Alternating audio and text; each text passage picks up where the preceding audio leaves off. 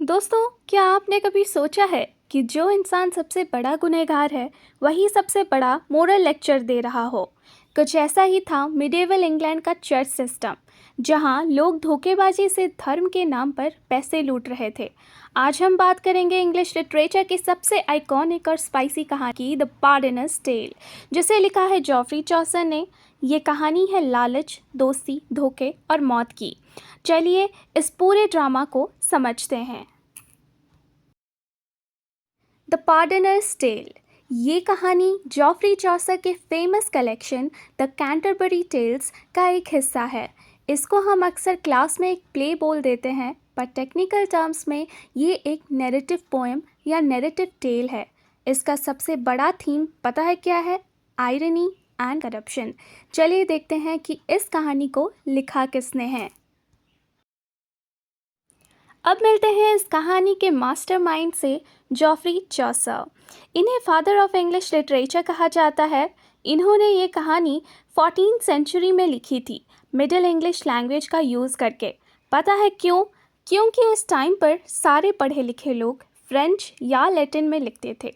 चौसर ने कॉमन लोगों की कॉमन इंग्लिश को दुनिया के नक्शे पर लाया। ये मिडिएवल इंग्लिश सोसाइटी के हर रंग को क्लोजली दिखाते थे और फिर अपने कैरेक्टर्स के ज़रिए उनकी पोल खोलते थे। अच्छा, कहानी पर आने से पहले थोड़ा बैकग्राउंड समझ लो। 14th सेंचुरी में यूरोप में ब्लैक डेथ प्लेग फैली हुई थी। चारों तरफ लोग मर रहे थे। लोग मौत से डरे हुए थे। इस डर का फ़ायदा उठाते थे पार्डनर्स। ये चर्च के ऑफिशियल्स होते थे जो लोगों को इंडल्जेंसेस यानी एक पेपर बेचते थे और कहते थे, इसको खरीद लो, तुम्हारे सारे पाप माफ़ हो जाएंगे और तुम सीधे जन्नत जाओगे। पर ट्विस्ट ये है कि हमारा नैरेटर द पार्डनर खुद एक नंबर का चोर और ग्रीडी इंसान है। वो सबके सामने धंधा करता है, फेक बोन को होली रेलिक्स बोलकर बेचता है और खुद कहता है कि वो लोगों को लूटने के लिए ही मोरल लेक्चर देता है। चलिए अब इस ड्रामे के मेन कैरेक्टर से मिलते हैं। द पार्डनर, जो इस कहानी को सुना रहा है, ये धर्म के नाम पर लोगों को बेवकूफ़ बनाता है, पर कहानी ऐसी सुनाता है कि आपका दिल पिघल जाए। 3 राइटर्स, 3 आवारा दोस्त। ये लोग बस टैवन, भट्टी या बार में दारू पीते हैं, जुआ खेलते हैं और चिल मारते हैं। द मिस्टीरियस ओल्ड मैन, एक अजीब सा बुढ़ा आदमी जो पूरे शरीर को कपड़े से ढके हुए हैं। वो मौत ढूंढ रहा है पर मौत उसे मिल ही नहीं रही। डेथ, जिसे ये तीनों दोस्त मारने निकलते हैं, लेकिन उन्हें क्या पता कि मौत कोई इंसान नहीं, उनका अपना लालच है। अब आते हैं असली कहानी पर। एक दिन ये तीनों दोस्त दारू पी रहे होते हैं और उन्हें पता चलता है कि उनके एक पुराने दोस्त को किसी डेथ नाम के डाकू ने मार दिया। तीनों गुस्से में पागल हो जाते हैं और ड्रंकन स्टेट में कसम खाते हैं कि आज हम सब भाई भाई हैं और हम जाकर उस डेथ को ढूंढेंगे और उसे ख़त्म कर देंगे। वो जंगल की तरफ निकलते हैं। रास्ते में उन्हें वही मिस्टीरियस बुढ़ा आदमी मिलता है। ये उससे बदतमीज़ी से पूछते हैं, ओए बुढ़े, बता मौत कहाँ मिलेगी? बुढ़ा मुस्कुराकर कहता है, उस सामने वाले बड़े ओक ट्री के नीचे जाओ, वहाँ तुम्हारा इंतज़ार मौत कर रही है। तीनों दौड़ते हुए उस पेड़ के पास पहुँचते हैं, लेकिन वहाँ कोई स्केलेटन या डाकू नहीं होता। वहाँ होता है एक बुरा भरा हुआ सोने का चमकते सिक्कों का, गोल्ड कॉइन्स। अब क्या मौत ढूंढेंगे?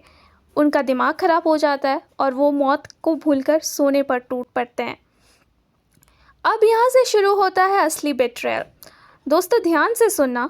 वो सोचते हैं कि अगर हम दिन दहाड़े ये सोना लेकर शहर गए तो लोग हमें चोर समझेंगे, इसीलिए हम रात का इंतज़ार करेंगे।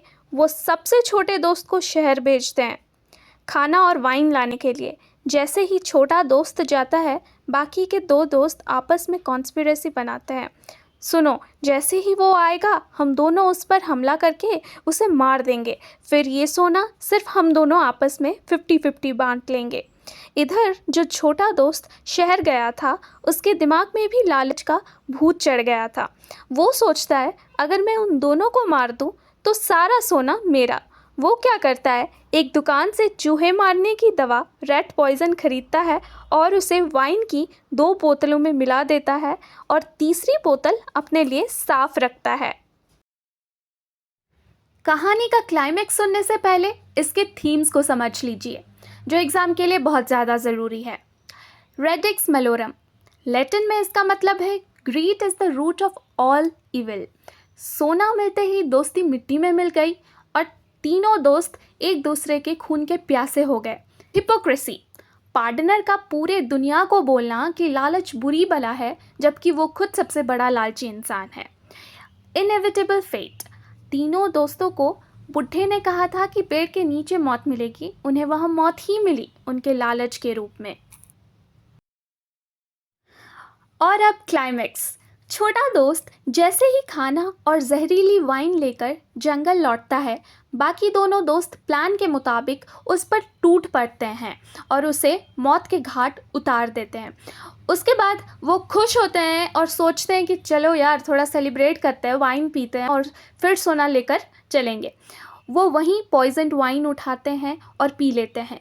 कुछ ही मिनट्स में तड़प तड़प कर दोनों दोस्त की भी मौत हो जाती है। कहानी ख़त्म। तीनों दोस्त मर गए, सोना वहीं पड़ा रहेगा। बुढ़े ने सच ही कहा था, उन्हें ओक ट्री के नीचे मौत ही मिली।